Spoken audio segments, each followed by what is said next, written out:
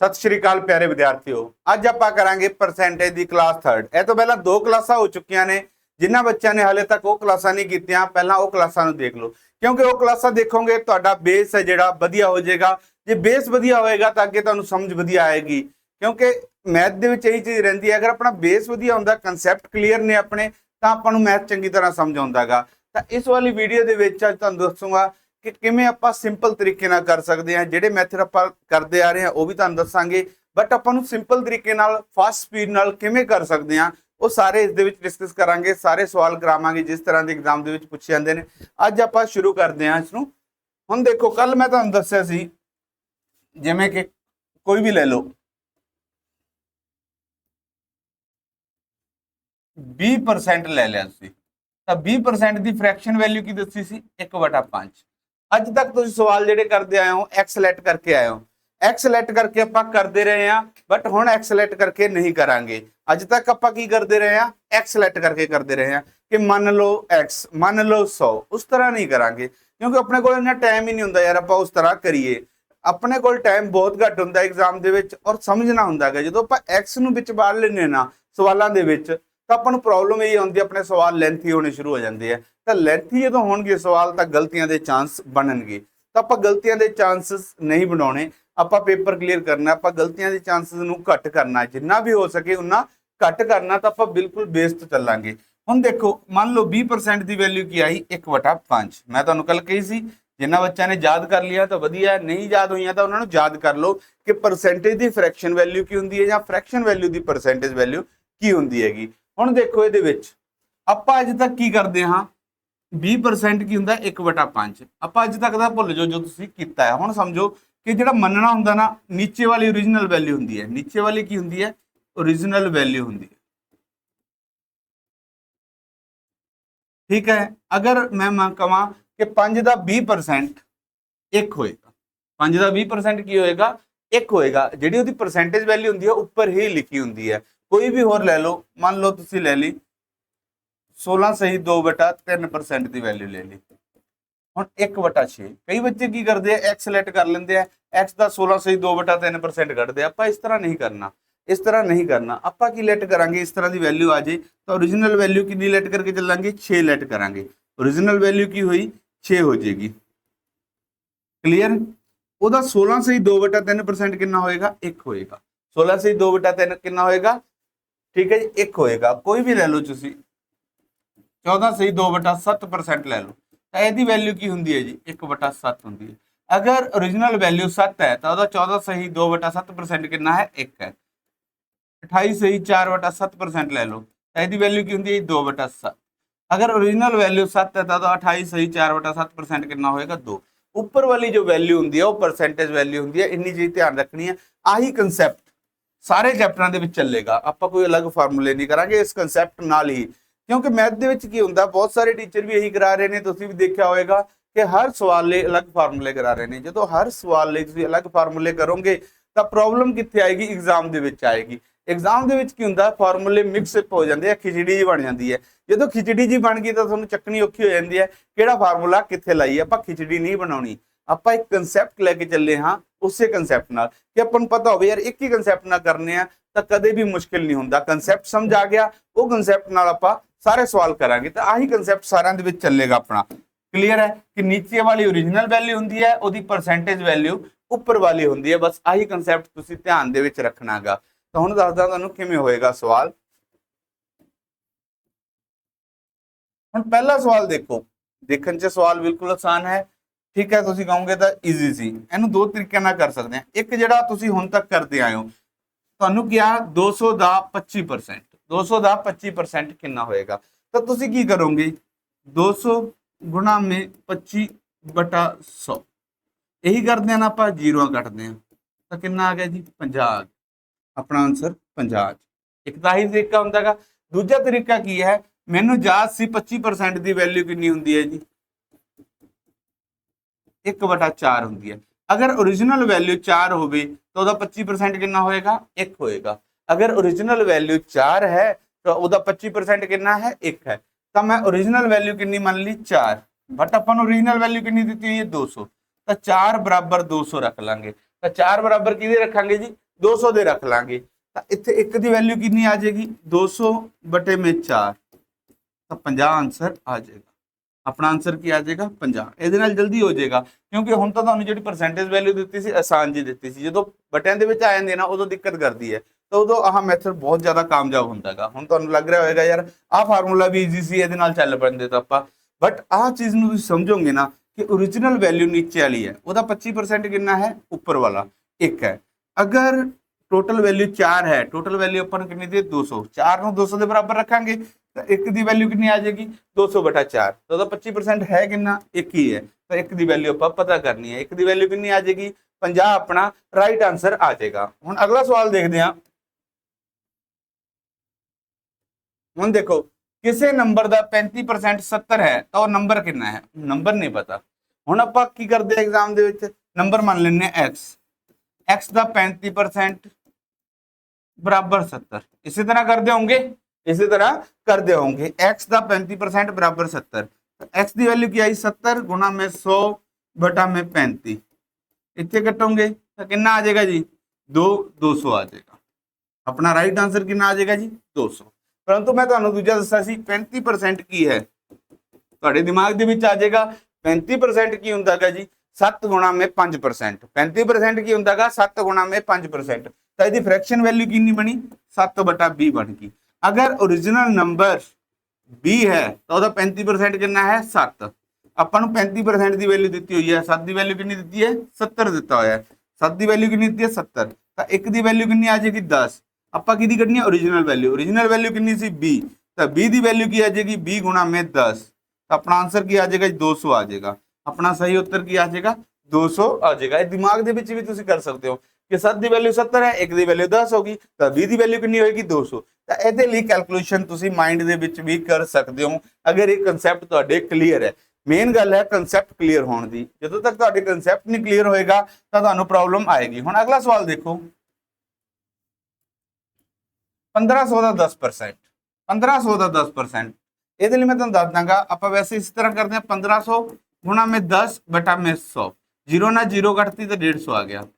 ਇੱਕ ਗੱਲ ਯਾਦ ਰੱਖਿਓ ਕਿਸੇ ਦਾ ਵੀ 10% ਕੱਢਣਾ ਹੋਵੇ ਅਗਰ ਜ਼ੀਰੋਆਂ ਲੱਗੀਆਂ ਹੋਈਆਂ ਤਾਂ ਲਾਸਟ ਦੀ ਇੱਕ ਜ਼ੀਰੋ ਹਟ ਜਾਂਦੀ ਹੈ, ਕਿਸੇ ਦਾ ਵੀ 10% ਕੱਢਣਾ ਹੋਵੇ ਤਾਂ ਉਹਦੀ ਲਾਸਟ ਦੀ ਇੱਕ ਜ਼ੀਰੋ ਹਟ ਜਾਂਦੀ ਹੈਗੀ, ਤਾਂ 150 ਆਪਣਾ ਸਿੱਧਾ ਵੀ ਆਨਸਰ ਆਉਂਦਾ ਸੀ। ਵੈਸੇ ਆਪਾਂ ਕੀ ਕਰਾਂਗੇ 10% ਕਿਹਦੇ ਬਰਾਬਰ ਹੁੰਦਾ ਜੀ 1 ਬਟਾ 10 ਦੇ ਹੁੰਦਾ। ਅਗਰ ਕੁੱਲ ਸੰਖਿਆ 10 ਹੈ, ਕੁੱਲ ਸੰਖਿਆ ਕਿੰਨੀ ਦਿੱਤੀ 1500, ਤਾਂ 1 ਦੀ ਵੈਲਿਊ ਕਿੰਨੀ ਆ ਜਾਏਗੀ, ਜ਼ੀਰੋ ਨਾਲ ਜ਼ੀਰੋ ਕੱਟ ਦੋ, 1 ਦੀ ਵੈਲਿਊ ਕਿੰਨੀ ਆ ਗਈ 150। ਆਪਾਂ 1 ਦੀ ਵੈਲਿਊ ਹੀ ਪਤਾ ਕਰਨੀ ਸੀ, 1 ਦੀ ਵੈਲਿਊ ਕਿੰਨੀ ਆ ਗਈ 150 ਆ ਜਾਏਗੀ, ਕਿਉਂਕਿ 1500 10% ਦੀ ਵੈਲਿਊ ਕੀ ਹੁੰਦੀ ਹੈ 1 ਬਟਾ 10, ਕੁੱਲ ਸੰਖਿਆ 10 ਹੈ ਤਾਂ 10% ਕਿੰਨਾ ਜੀ 1 ਹੈ, ਉਹਦਾ 10% ਕਿੰਨਾ ਦਿੱਤਾ ਹੋਇਆ ਆਪਾਂ ਨੂੰ 1 ਦਿੱਤਾ ਹੋਇਆਗਾ, ਤਾਂ 1 ਦੀ ਵੈਲਿਊ ਇੱਥੋਂ ਕਿੰਨੀ ਆ ਜਾਊਗੀ 150 ਆ ਜਾਏਗੀ।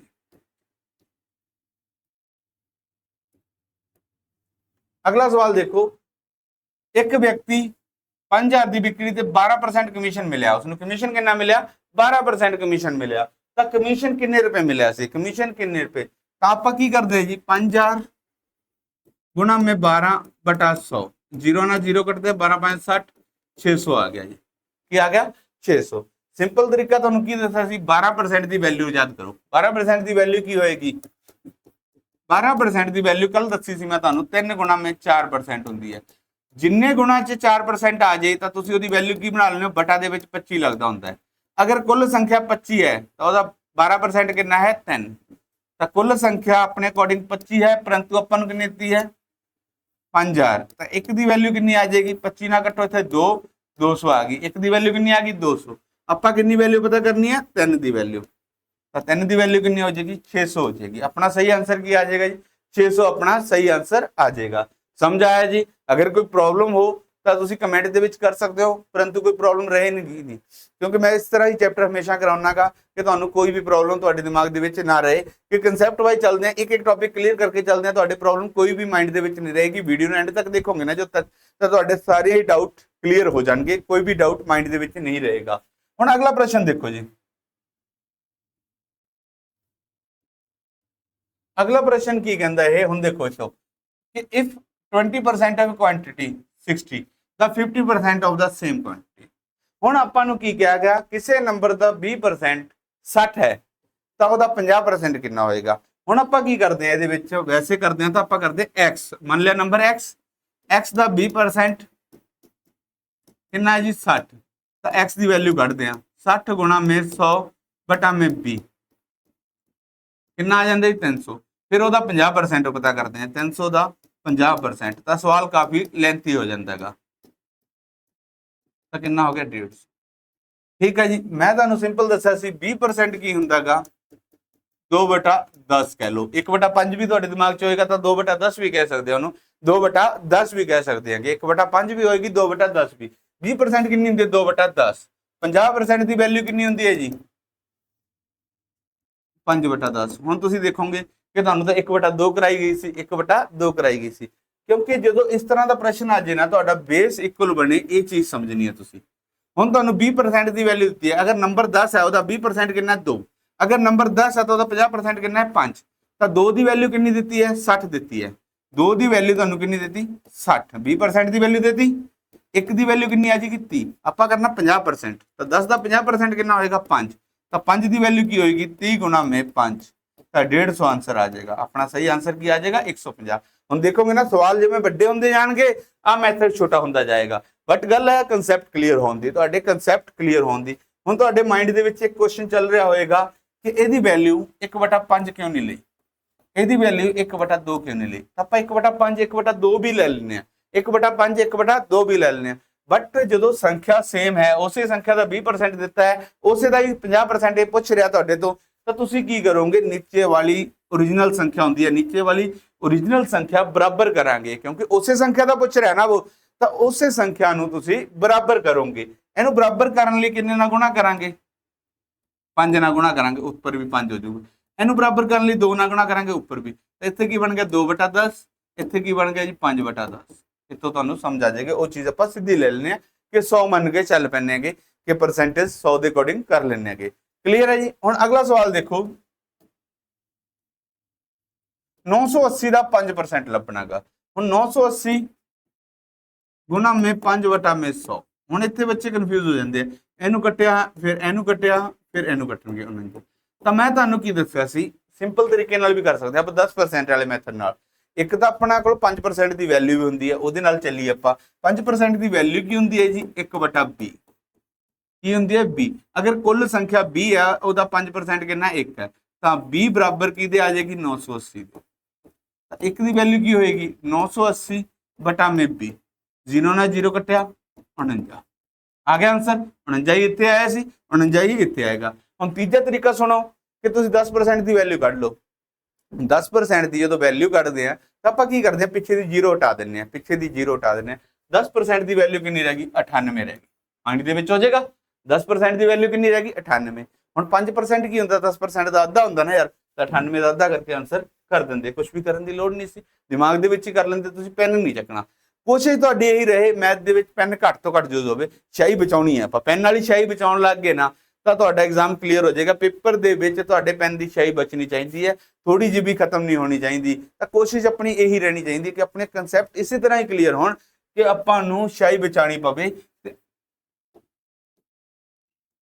अगला सवाल देखो, 250 का 80%, 250 का 80%, 0 ना 0 कट्टी, 2 ते कट्टिया 4, 2 ते कट्टिया 5, 5 ना कट्टिया जी 50, 50 चौका आ जाएगा 200।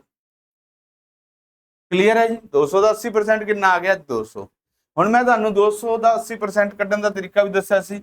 80% की वैल्यू कितनी होंदी है जी, 80% की जिहड़ी वैल्यू होंदी है 4/5। अगर ओरिजिनल नंबर 5 है तो उसकी 80% कितनी होएगी 4। ओरिजिनल नंबर 5 है परंतु ओरिजिनल नंबर आपां नूं कितना दित्ता 250, तो 1 की वैल्यू कितनी आ जाएगी 250 बटा में 5 कितना आ जाएगा जी 50 आ जाएगी। 4 की वैल्यू की आएगी 50 गुणा में 4, अपना आंसर की आ जाएगा जी 200, अपना सही उत्तर आ जाएगा। क्लियर है जी। ओरिजिनल वैल्यू नीचे वाली संख्या नूं मनदे आ, उसकी परसेंटेज वैल्यू ऊपर वाली संख्या हुंदी है अपनी। हुण अगला प्रश्न देखो जी,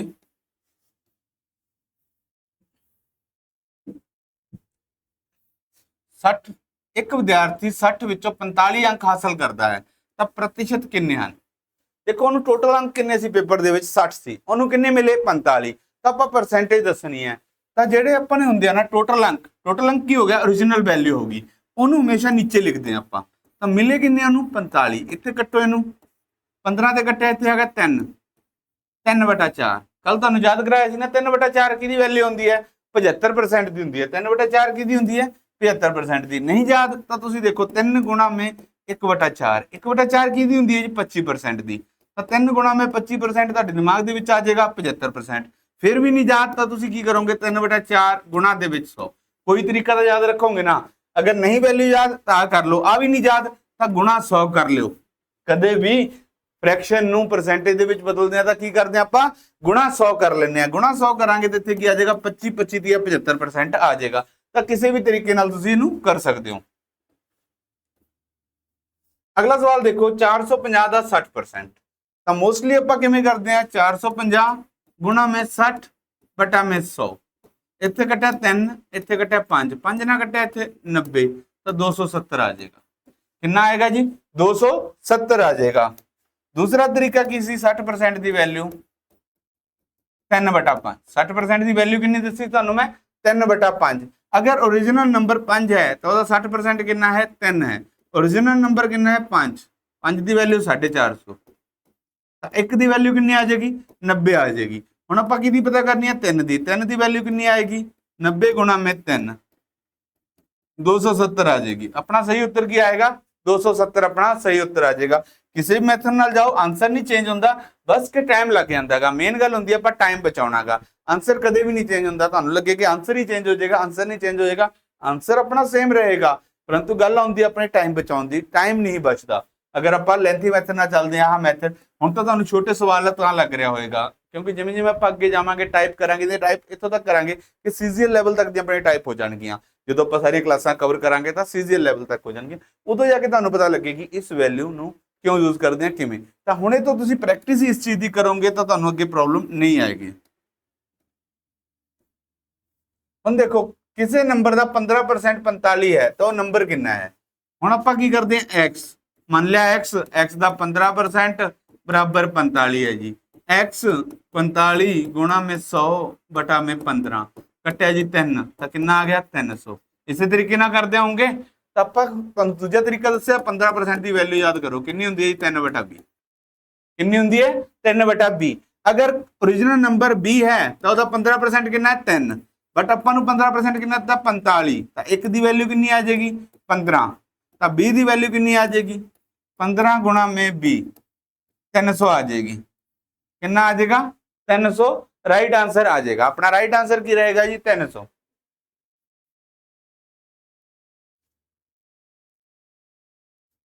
%75 ऑफ 320 मतलब 320 ਦਾ 75% ਕਿੰਨਾ ਹੈ 320 ਦਾ 75%। ਤਾਂ 320 ਗੁਣਾ ਮੈਂ 75 ਬਟਾ ਮੈਂ 100 ਤਾਂ ਇੱਥੇ ਕੀ ਆ ਜਾਊਗਾ ਜੀ 3 4 ਕਟਿੰਗ ਦੇ ਵਿੱਚ ਪ੍ਰੋਬਲਮ ਆਏਗੀ 80 80 ਦੀ ਹੈ 240। ਇਸ ਤਰੀਕੇ ਨਾਲ ਕਰੋਗੇ 240। ਤਾਂ ਵੈਸੇ ਮੈਂ ਤੁਹਾਨੂੰ ਕੀ ਦੱਸਿਆਗਾ 75% ਕੀ ਹੁੰਦਾਗਾ ਜੀ 3/4। अगर ओरिजिनल नंबर 4 है तो 75% कितना होएगा 3 होएगा। ओरिजिनल नंबर 320 है, 4 की वैल्यू 320 है, 1 की वैल्यू कितनी होगी 80 होगी। 8 चौका 32 तो 3 की वैल्यू कितनी आ जाएगी 240 आ जाएगी। 3 की वैल्यू कितनी आ जाएगी 240 आ जाएगी। अपना सही उत्तर की आएगा 240। अगला सवाल देखो हुण एक व्यक्ति महीने में 6000 कमाਉਂਦਾ है, वो अपनी आमदन का 25% बचाਉਂਦਾ ਤਾਂ ਕਿੰਨੇ ਰੁਪਏ ਬਚਾਉਂਦਾਗਾ। ठीक है जी ਆਪਾਂ ਕੀ ਕਰਾਂਗੇ ਹੁਣ ਆਪਾਂ ਡਾਇਰੈਕਟ ਮੈਥਡ ਨਾਲ ਚੱਲਦੇ ਹਾਂ। 25% ਕੀ ਹੁੰਦਾ 1/4। अगर ਉਹਦੀ ਆਮਦਨ 4 ਰੁਪਏ ਹੈ ਤਾਂ ਉਹ ਕਿੰਨੇ ਬਚਾ ਰਿਹਾ ਹੈ 1 ਰੁਪਏ। अगर ਉਹਦੀ ਆਮਦਨ 4 ਰੁਪਏ ਹੈ ਤਾਂ ਕਿੰਨੇ ਬਚਾ ਰਿਹਾ ਹੈ 1 ਰੁਪਏ ਬਚਾ ਰਿਹਾ ਹੈ। परंतु ਆਪਾਂ ਨੂੰ ਆਮਦਨ ਕਿੰਨੀ ਦੱਸੀ ਹੋਈ ਹੈ ਉਹਨੇ 4 ਦੀ ਜਗ੍ਹਾ ਤੇ 6000 ਦੱਸੀ ਹੈ ਤਾਂ 1 ਦੀ ਵੈਲਿਊ ਕੱਢ ਲਾਂਗੇ 6000 ਬਟਾ ਮੈਂ 4 15 ਚੌਕਾ 60 ਤਾਂ 1 ਦੀ ਵੈਲਿਊ ਕਿੰਨੀ ਆ ਗਈ ਜੀ 1500 ਰੁਪਏ ਆ ਗਈ। ਤਾਂ ਆਪਾਂ 1 ਯੂਨਿਟ ਦੀ ਵੈਲਿਊ ਹੀ ਕੱਢਣੀ ਸੀ ਤਾਂ ਆਪਣਾ ਆਨਸਰ ਕੀ ਆ ਜਾਏਗਾ ਕਿੰਨੇ ਬਚਾ ਰਿਹਾ ਹੋ 1500 ਰੁਪਏ ਬਚਾ ਰਿਹਾ ਹੈ। ਹੁਣ ਅਗਲਾ ਸਵਾਲ ਦੇਖੋ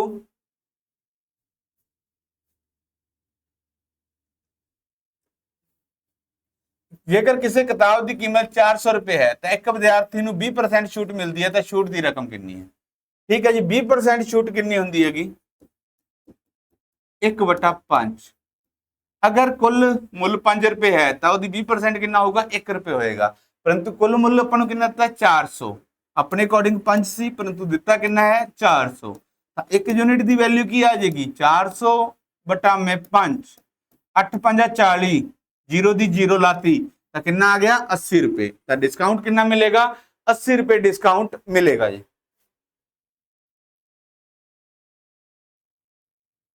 हम देखो 350 का 40% लपना गा, 350 गुना में 40 बटा में 100, जीरो ना जीरो कट्टी, जीरो ना जीरो, फिर इन्हों की गुणा करने लगे कन्फ्यूज हो जाते हो, कितना आ जाएगा जी 140 आ जाएगा। क्लीयर है 350 का 40%, 40% की होंगे जी 2 बटा 5 होंगे। अगर कुल संख्या 5 है तो 40% कितना होएगा 2 होएगा। कुल संख्या 5 है, अपन कुल संख्या 350, तो 5 बराबर की आ जाएगी 350 दे आ जाएगी, 5 बराबर की आ जाएगी 350 दे आ जाएगी। तो एक बराबर की आएगा 350 बटा में 5 कट्टा जी 70, एक दी वैल्यू कितनी आ जाएगी 70 आ जाएगी। एक दी वैल्यू 70 आई तो दो दी वैल्यू कितनी आ जाएगी 70 गुणा में 2, 7 दूनी 14, 140। तो जल्दी ही कर दोगे उसे। अगला सवाल देखो 90% दसना 600 का, तो 90% की होएगा 600 का, आप की करते हैं 600 गुणा में 90 बटा में 100, जीरो ना जीरो कटिया 540 आ जाएगा। तो दूसरा तरीका की है 90% का 9 बटा 10। अगर कुल संख्या 10 है, कुल संख्या कितनी है 10, परंतु अपन 600 दी है, एक दी वैल्यू कितनी आई 60, जीरो ना जीरो कटती, तो आप की वैल्यू पता करनी है 9 दी, तो 9 छिका कितना होंगे 54, तो 540 आ जाएगा। अपना सही उत्तर क्या आएगा 540। हम देखो अगला सवाल 48 किसी नंबर का 30% है तो उस नंबर का 80% कितना होएगा। 30% की होंगे जी 3 बटा 10,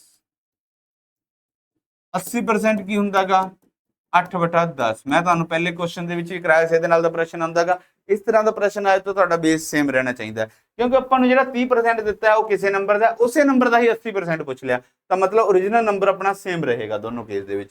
ओरिजिनल नंबर कितना है 10, ठीक है। हम देखो 30% कितना होया 3, 3 यूनिट की बराबर है 48 दे, तो 1 यूनिट की बराबर हो जाएगी 16 दे। आपां की पता करना है जी 80%, मतलब 8 यूनिट की वैल्यू कटनी है, किन्ने की कटनी है 8 यूनिट की। 8 यूनिट की वैल्यू की होगी 16 गुना में 8, 8 छिका 48, 4 के असल 8 2 12, 128 अपना सही उत्तर आ जाएगा।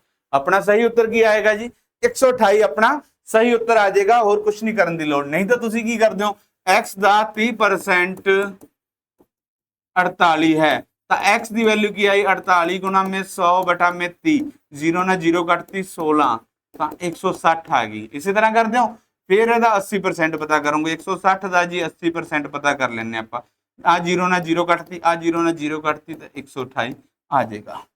ठीक है जी, आ सिंपल तरीका समझो कि जल्दी हो जाएगा, जल्दी हो जाएगा। अपन संख्या पता करने की लोड़ ही नहीं है, सीधी उसकी परसेंटेज वैल्यू ही पता करांगे। अगला सवाल देखो 1500 का 12% गणना करनी है। हम 1500 गुणा में 12 बटा में 100, जीरो ने जीरो कट्टी, 15 12 नु गुणा करांगे, 15 ते 12 नु गुणा करांगे, 15 ते 12 नु जो गुणा करांगे तो कितना आ जाएगा जी 180 आ जाएगा। कितना आएगा 180 आ जाएगा। इस तरीके ना हुण मैनूं तो गुणा आउंदी सी, बट तुसीं उत्थे गुणा करोगे उत्थे भी टाइम लगेगा। तो ये तो चंगा तुहानूं 12% की वैल्यू याद होवे। 12% की वैल्यू की हुंदी हैगी 3 बटा 25। कितनी होंगी है जी 3 बटा 25 होंगी है। अगर कुल नंबर 25 है तो 12% कितना है 3, 25 की वैल्यू 1500 है, इतो आएगा 25 का 150, एक की वैल्यू कितनी आई 60, तो 3 की वैल्यू कितनी आई 60 दी 180, अपना आंसर 180। क्लीयर है, अपना आंसर की आ जाएगा 180। तो दूजा ये शॉर्टकट होर की हो सकता है, हम तुहानूं पूछी से ने 12% की वैल्यू, 12% की वैल्यू कितनी आई 3 आ गया, कट के कितना है 3, मतलब जेड़ा भी आंसर होएगा वो 3 नाल डिवाइड होएगा, वो 3 नाल डिवाइड होएगा। 3 का रूल की हुंदा गा अंकां दा जोड़ 3 नाल, ये भी नहीं हो रहा, ये भी नहीं हो रहा, ये भी नहीं हो रहा, यही हो रहा सी, तो इस तरीके नाल भी कट देने। बट तुहानूं फ्रैक्शन वैल्यू याद होनियां चाहीदियां ने। अगर फ्रैक्शन वैल्यू याद होणगियां तां ही तुहाडा चैप्टर वधिया होएगा। एक गल याद रखियो, चैप्टर नहीं मैथ ही वधिया होएगा, चैप्टर की तो गल ही नहीं। परसेंटेज एक चैप्टर नहीं, पूरा मैथ है। अगर परसेंटेज चैप्टर तुसीं वधिया कर लिया ਤਾਂ ਪੂਰਾ ਮੈਥ ਹੀ ਵਧੀਆ ਕਰ ਲਿਆ, ਤੁਹਾਨੂੰ ਕੋਈ ਵੀ ਪ੍ਰੋਬਲਮ ਨਹੀਂ ਆਉਣ ਵਾਲੀ। ਅਗਲਾ ਪ੍ਰਸ਼ਨ ਦੇਖੋ, ਇੱਕ ਔਰਤ 26,000 ਪ੍ਰਤੀ ਆਮਦਨ ਦਾ 65% ਖਰਚ ਕਰਦੀ ਹੈ, ਉਹ ਕਿੰਨਾ % ਬਚਾਉਂਦੀ ਹੈ? ਹੁਣ ਬੱਚੇ ਕੀ ਕਰਦੇ ਆ, 26,000 ਆਮਦਨ ਹੈ ਜੀ, ਉਹਦਾ 65% ਕੱਢਣਗੇ, ਠੀਕ ਹੈ ਜੀ, 65% ਕੱਢਣਗੇ, 26,260 ਗੁਣਾ ਮੈਂ 65, ਫਿਰ ਕੀ ਕੱਢਣਗੇ, 26,000 ਚੋਂ ਮਾਈਨਸ ਕਰਨਗੇ। ਇਸ ਤਰ੍ਹਾਂ ਕਾਫੀ ਲੈਂਥੀ ਹੋ ਜਾਊਗਾ। ਆਪਾਂ ਸਿੰਪਲ ਦੇਖਦੇ ਹਾਂ, 65% ਕੀ ਹੁੰਦਾਗਾ, 65 ਕੀ ਹੈ, 13 ਗੁਣਾ ਮੈਂ 5%। ਜਿਹੜਾ ਵੀ ਨੰਬਰ 5% ਨਾਲ ਆ ਗਿਆ ਤਾਂ ਮਤਲਬ ਕੀ ਹੈ, ਉਹਦੇ ਬਟੇ 20 ਲੱਗ ਗਿਆ।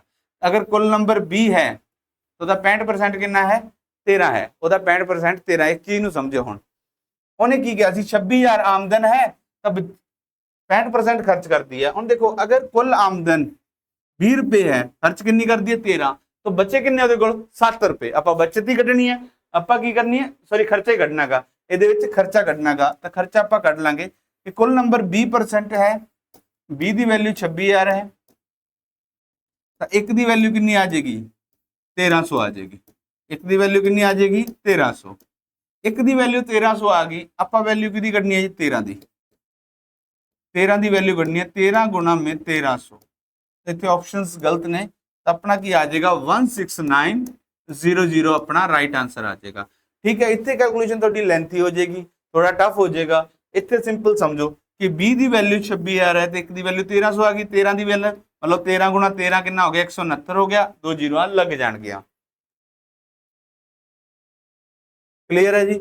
ਇਹ ਅੱਜ ਦੇ ਲਈ ਸੀ ਆਪਣੀ ਪਰਸੈਂਟੇਜ ਦੀ 3rd ਕਲਾਸ। ਕੱਲ ਨੂੰ ਮਿਲਾਂਗੇ ਪਰਸੈਂਟੇਜ ਦੀ 4th ਕਲਾਸ ਦੇ ਵਿੱਚ, ਉਹਦੇ ਵਿੱਚ ਹੋਰ ਕਨਸੈਪਟ ਕਲੀਅਰ ਹੋਣਗੇ, ਉਹਨੂੰ ਚੰਗੀ ਤਰ੍ਹਾਂ ਕਰਾਂਗੇ। ਆਪਾਂ ਇੱਕ ਇੱਕ ਕਨਸੈਪਟ ਕਲੀਅਰ ਕਰਕੇ ਚੱਲਣਾ ਹੈਗਾ ਕਿ ਤੁਹਾਡੀ ਪ੍ਰੈਕਟਿਸ ਵੀ ਵਧੀਆ ਹੋਵੇ, ਤੁਹਾਨੂੰ ਕੋਈ ਵੀ ਪ੍ਰੋਬਲਮ ਨਾ ਆਵੇ। ਤਾਂ ਮੈਂ ਤੁਹਾਨੂੰ ਬਾਰ-ਬਾਰ ਕਹਿਣਾ, ਜਿਹੜੇ ਵੀ ਸਵਾਲ ਇੱਥੇ ਕਰਾਏ ਜਾਂਦੇ ਨੇ ਸ਼ੀਟ ਤੇ, ਇਹਨਾਂ ਨੂੰ ਇੱਕ ਪੱਕੀ ਕਾਪੀ ਲਾ ਕੇ ਉਹਦੇ ਉੱਤੇ ਲਿਖਣਾ ਸ਼ੁਰੂ ਕਰ ਦਿਓ, ਤਾਂ ਤੁਹਾਨੂੰ ਰਿਵੀਜ਼ਨ ਦੇ ਟਾਈਮ ਕਦੇ ਵੀ ਪ੍ਰੋਬਲਮ ਨਹੀਂ ਆਏਗੀ। ਕਲੀਅਰ ਹੈ ਜੀ, ਧੰਨਵਾਦ। ਕੱਲ ਨੂੰ ਮਿਲਦੇ ਹਾਂ ਨਵੀਂ ਕਲਾਸ ਦੇ ਵਿੱਚ।